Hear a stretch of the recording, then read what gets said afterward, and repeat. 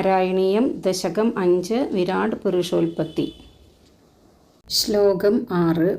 സോഹം ച ത്രിഗുണക്രമാത് ത്രിവിധതാദ് ആസാദ്യവൈകാരികോ ഭൂയ തൈജസതാമസൗ ഇതി ഭൂയസ്തൈജസതാമസാവിതി ഭവൻ ആദ്യേന സത്വാത്മന ദേവാനിന്ദ്രിയമാനിനോ അകൃത ദിശാ വാദാർക്കപാശശ്വിനോ വഗ്നീന്ദ്രാച്യുതമിത്രകാൻ വിധുവിധി ശ്രീരുദ്രശാരീരകാൻ.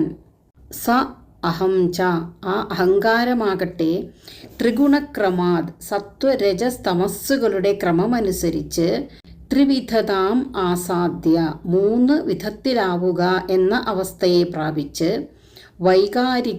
വൈകാരികവും സാത്വികവും ഭൂയഃ തൈജസ താമസൗ ഇതി ച ഭവൻ പിന്നെ തൈജസ അതായത് രാജസ താമസങ്ങളും എന്ന സംജ്ഞകളുള്ളതായി തീർന്നു. ആദ്യേന സത്വാത്മന അവയിൽ ആദ്യത്തേതായ സാത്വികം കൊണ്ട് ദിശാവാദാർക്കപാശ്യശ്വിന ദിക്ക് വായു ആദിത്യൻ വരുണൻ അശ്വിനി ദേവന്മാർ എന്നിവരും വഗ്നീന്ദ്രാച്യുതമിത്രകാൻ അഗ്നി ഇന്ദ്രൻ ഉപേന്ദ്രൻ മിത്രൻ പ്രജാപതി എന്നിവരും വിധുവിധി ശ്രീരുദ്രശാരീരകാൻ ചന്ദ്രൻ ചതുർമുഖൻ രുദ്രൻ ക്ഷേത്രജ്ഞൻ എന്നിവരുമായ ഇന്ദ്രിയമാനിനഃ ഇന്ദ്രിയങ്ങളുടെ അധിഷ്ഠാതാക്കൾ എന്ന് അഭിമാനിക്കുന്ന ദേവാൻ അകൃത ദേവന്മാരെ സൃഷ്ടിച്ചു. അഹങ്കാരതത്വം 3 ഗുണങ്ങളെ ആശ്രയിച്ച് 3ആയി വേർപിരിഞ്ഞു.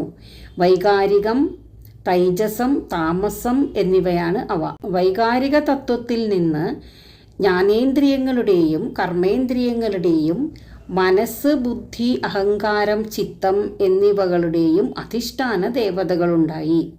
5 ജ്ഞാനേന്ദ്രിയങ്ങളായ ശ്രോത്രം, ത്വക്ക്, ചക്ഷുസ്, ജിഹ്വ, ഘ്രാണം എന്നിവയുടെ ശ്രോത്രത്തിൻ്റെ അധിഷ്ഠാന ദേവത ദിക്ക്, ത്വക്കിൻ്റെ അധിഷ്ഠാന ദേവത വായു, ചക്ഷുസിൻ്റെ അധിഷ്ഠാന ദേവത സൂര്യൻ, ജിഹ്വയുടെ അധിഷ്ഠാന ദേവത വരുണൻ, ഘ്രാണത്തിൻ്റെ അധിഷ്ഠാന ദേവത അശ്വിനി ദേവകൾ എന്നിവരാകുന്നു.